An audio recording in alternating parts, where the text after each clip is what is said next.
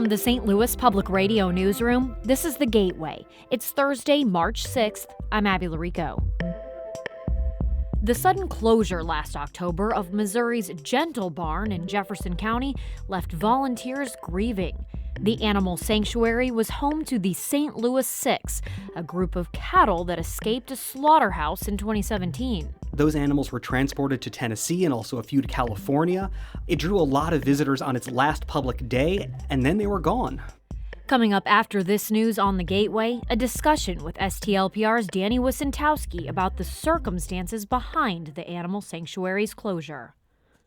The Missouri House of Representatives has approved nearly $2 billion to continue funding state services through the end of June. STLPR's Evie Lewis reports. The legislature passes a supplemental budget every year. It's common for unexpected financial needs to arise or for programs to cost more than the projections that were approved in the previous year's budget. When that happens, the budget has to be adjusted so everything can remain funded.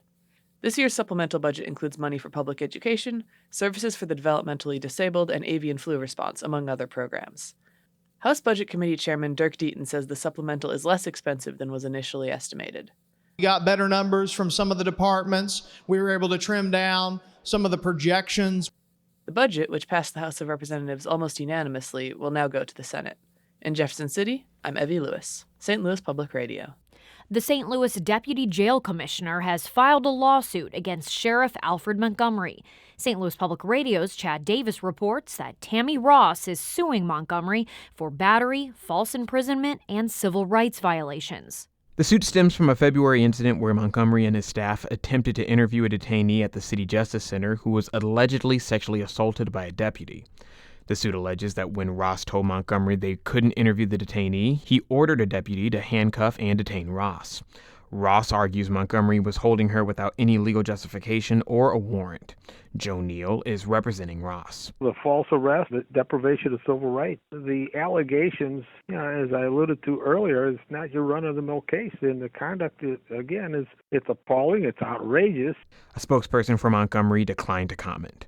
I'm Chad Davis, St. Louis Public Radio. An Edwardsville couple is facing charges for allegedly stealing millions of dollars meant to feed low-income Missouri children. De'Ara Williams and Nicholas Warford are accused of defrauding the state's at-risk after-school and summer food service programs out of $7 million. The couple was indicted in February for multiple counts, including wire fraud, obstruction, and money laundering. According to the indictment, Williams' nonprofit, the Bailey Foundation, falsely claimed it used the money to serve more than 2 million meals to children in need. Instead, the pair laundered the money to Warford's catering company and created faulty invoices for meal purchases that never happened. They also allegedly spent over $1 million on a new home and purchased several vehicles, new furniture, and extravagant trips. The couple, arrested this week, says they're not guilty. Federal officials say a Food and Drug Administration lab in the Central West End will remain open. The announcement comes after the newly created Department of Government Efficiency, or DOGE, had shared plans to close the pharmaceutical testing facility. St. Louis Public Radio's Sarah Fenton reports. The FDA's Office of Pharmaceutical Quality Research assesses the caliber and availability of pharmaceuticals. DOGE on its website announced it planned to close a facility matching the description of the St. Louis lab, but an FDA spokesperson confirmed the facility will remain open. Nathan Reed is a chemist who works at the St. Louis lab. He says the last few days have been nerve-wracking for the facility's employees. What would happen to us if this facility was closed? We have no idea.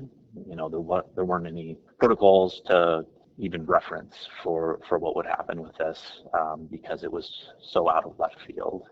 DOGE claimed closing the office would save $2.5 million a year. I'm Sarah Fenton, St. Louis Public Radio. Immigration advocates are urging people to contact state leaders to help get fully vetted refugees reunited with their families in the U.S. This is up against the Trump administration's pause on federal immigration and refugee funding. STLPR's Andrea Henderson has the story of how the pause has left one Afghan man in St. Louis devastated.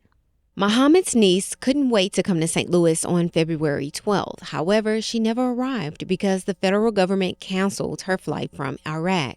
St. Louis Public Radio isn't using Muhammad's last name because he fears retaliation for his family. His extended family previously supported the U.S. in Afghanistan and was waiting in Iraq for refugee resettlement in America. Muhammad is urging St. Louisans to advocate for refugees to force the Trump administration to end the federal pause on refugee services and reunite families. These people believe in this government. If you made a promise with these people, keep it. Muhammad says families who helped carry out missions for the U.S. shouldn't have to wait any longer. I'm Andrea Henderson, St. Louis Public Radio. A federally funded initiative designed to help farmers distribute products and provide food to Illinois food banks has been put on hold. Capital News Illinois reports the U.S. Department of Agriculture has stopped reimbursements for a program that funds the Illinois Eats program, which uses federal funding to buy fresh products from farmers and then distributes the food to food pantries and other similar efforts. Illinois is still owed nearly $18 million from the federal government to support the program. Governor J.B. Pritzker has said the Trump administration is withholding nearly $2 billion from Illinois for a variety of state projects. The St. Louis Zoo has said goodbye to its beloved polar bear, Cully, welcoming 2-year-old polar bear twins to take his place.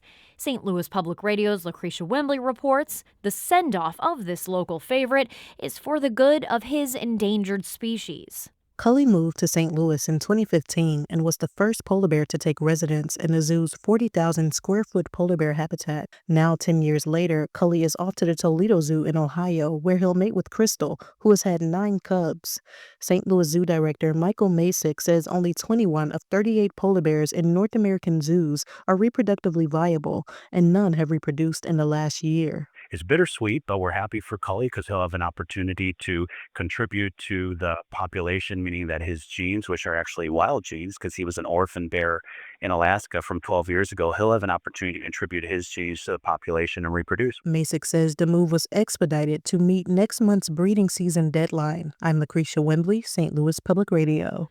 Oh, Cully, we will miss you, but wishing you and Crystal all the best and looking forward to get to know Kalik and Kalu, the twins whose names mean lightning and thunder.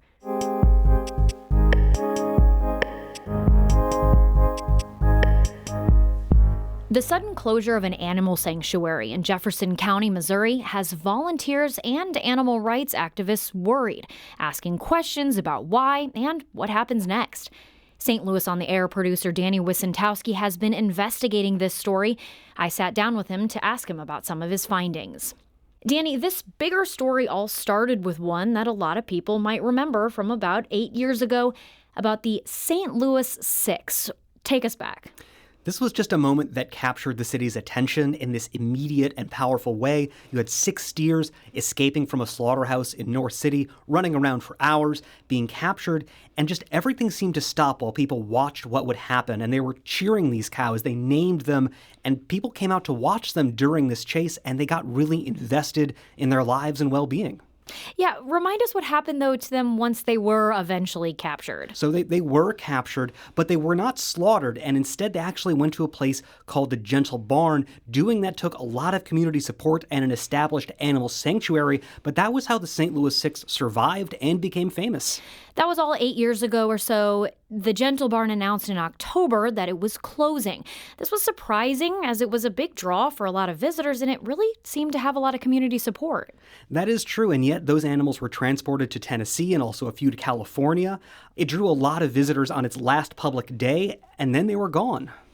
So have the Gentle Barn's co-founders provided any explanation for the closure? After sending several requests for comment, I was able to finally reach them just yesterday afternoon. I spoke with co-founder Ellie Lax, and she described this as a hard financial decision, but one that was based in finances. She said that this decision to close Missouri's Gentle Barn was key to keeping its other locations in California and Tennessee afloat. She did not specify exactly how bad that financial situation was in dollar amounts, amounts or if it involved debt or payroll or animal care. Ellie also acknowledged the criticism from the former volunteers. She said that she understood that people felt hurt by the closure, but said that unfortunately, some people's response to pain and to sadness is to lash out. Danny, ultimately some high-level resignations made some volunteers believe that something is amiss. Were you able to confirm that and what the issue might actually be? The resignations were a part of that. I learned that the Gentle Barn lost both its location manager and the animal treatment specialist at the Missouri location. We don't know the details, but it's clear there was tension between them and the sanctuary's founders, Ellie Lax and Jay Weiner. Former residents of the Gentle Barn that went elsewhere, do we know how they're doing? So we do know, unfortunately, that 5 of them have died.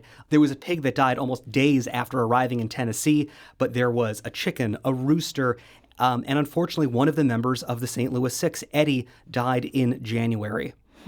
Do we know anything about the circumstances around that? We really don't know a lot of info. Some of the animals do have some descriptions on the Gentle Barn website. There was a heart attack. Eddie apparently was injured while playing with the other cows. That is how the Gentle Barn described that injury, and he was euthanized.